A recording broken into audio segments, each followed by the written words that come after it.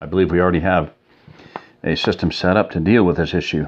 Unfortunately, Deputy Barnes has seen fit to hamstring and belittle the efforts of so many of our citizens, and especially the hard work of our late sheriff. Sheriff Thompson, along with help from others, myself included, trained the two rapid response teams to be able to meet this kind of trouble head on.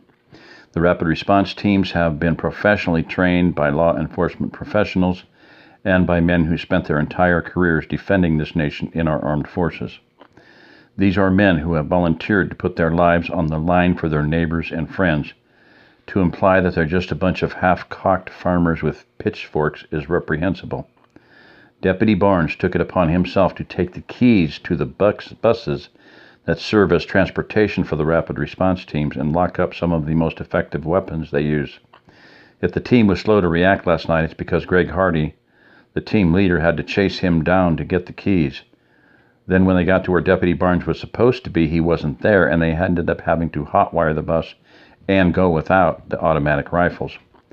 Saying the rapid response teams can't handle a large group is not true.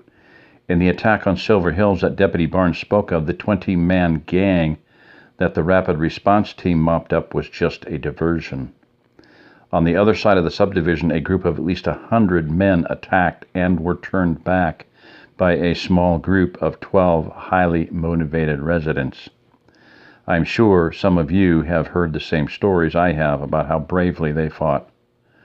I say if 12 can beat 100, then a well-trained 40-man rapid response team can defend anything a National Guard company can. There was some applause and cheering from a few of the people. What they lacked in numbers, they made up for in enthusiasm. One last thing I want to say. Silver Hills lost several men last night who might not have been killed had the rapid response team been able to get there earlier. Do we really want a sheriff who puts politics ahead of human life? No, the same few cried. It seemed to Mark that perhaps a few more were yelling this time.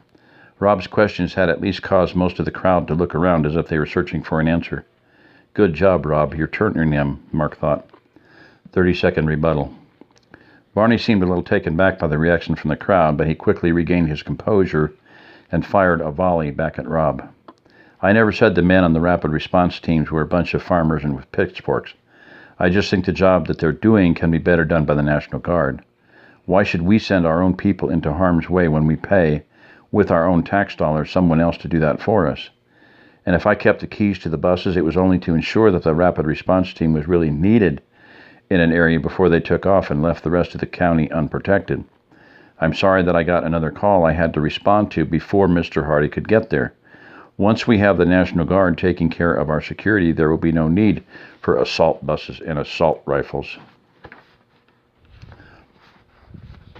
This answer really ticked Mark off. He hoped the rest of the folks could see how Barney was talking out of both sides of his mouth.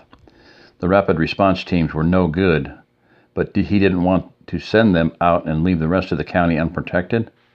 Too bad Rob didn't get to rebut his rebuttal, or he could point this out. Besides, that was why there were two rapid response teams. Those are all the questions the candidates were told beforehand would be asked. For the next part of this debate, we'll take questions from the audience.